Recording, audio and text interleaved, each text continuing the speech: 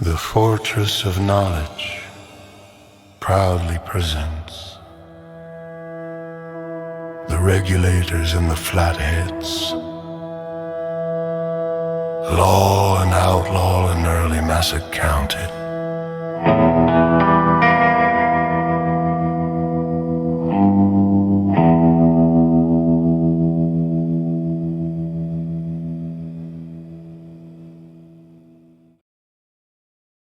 During the early 1800s, the wilderness along the lower Ohio River was a land of both promise and danger. The area that would later become Massac County, Illinois, was still an untamed frontier, a place where freedom, opportunity, and fear walked hand in hand. The lone symbol of civilization was Fort Massac, standing guard above the river. It had once sheltered explorers like George Rogers Clark, Meriwether Lewis, and William Clark. But by the time pioneers began settling nearby, the fort's wooden walls could not contain the violence that spread through the back country. Seeds of lawlessness. Between about 1831 and 1850, southern Illinois fell into chaos. The first sparks came when theft, arson, and counterfeiting became common along the frontier trails.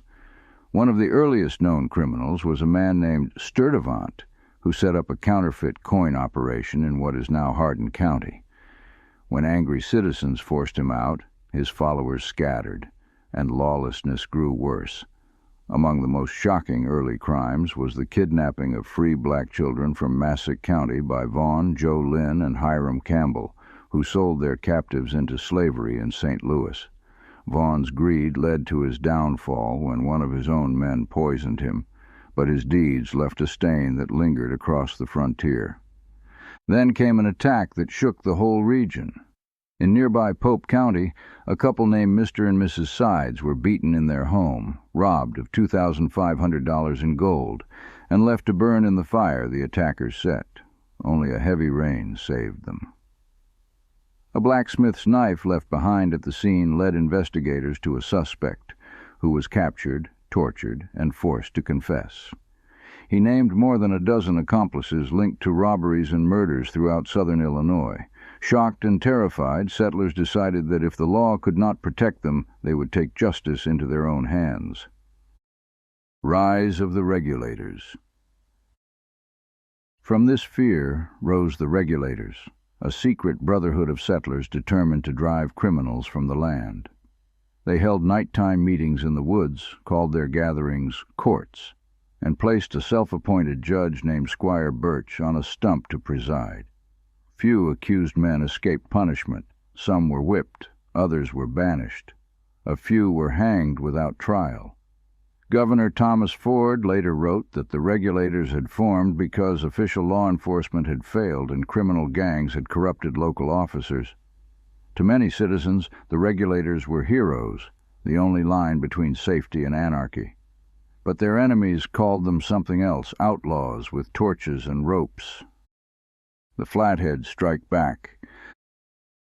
The gangs that opposed them came to be known as the Flatheads, a name that fit their rough looks and hard reputations.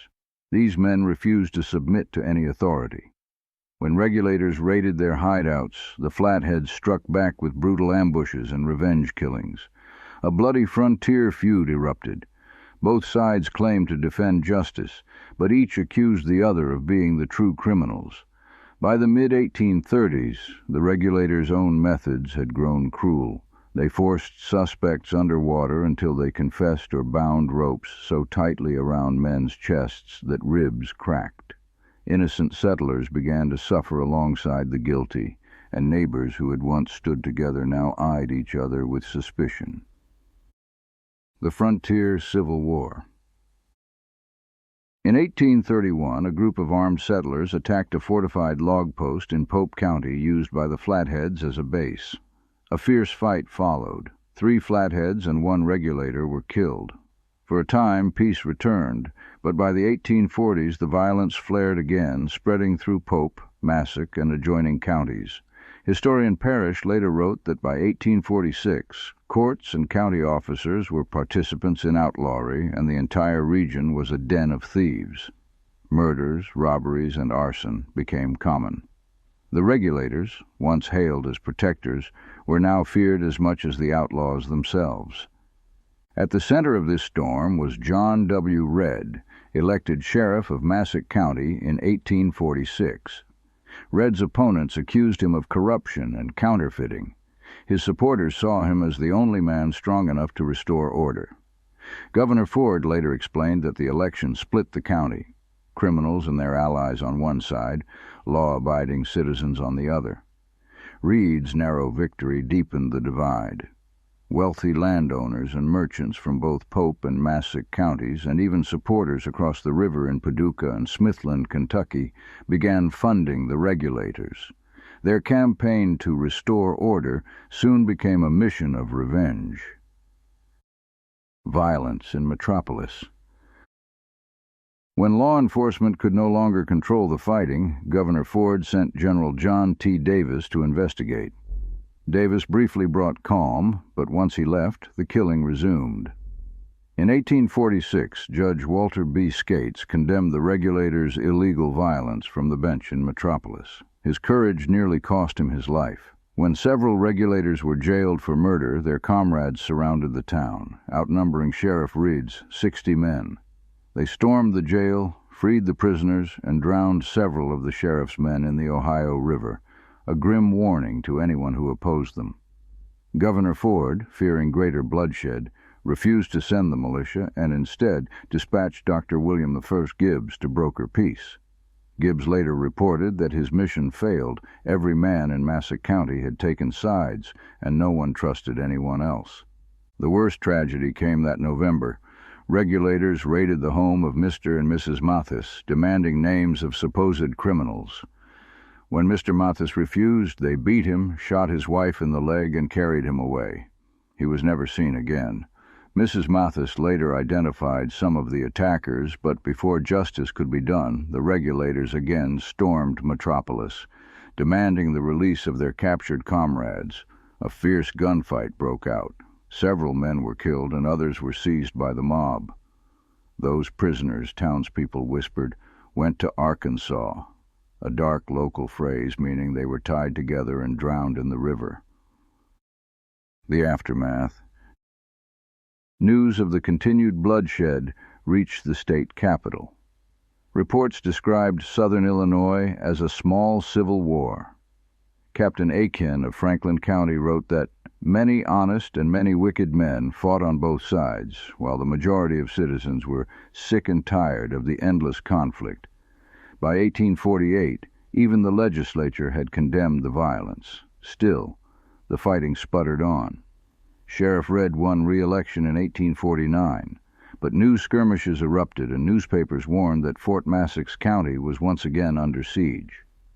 Rumors spread that the Flatheads had captured 2 cannons, and the Regulators were recruiting reinforcements from Kentucky. When another bloody battle left 3 men dead, many feared the county would collapse entirely.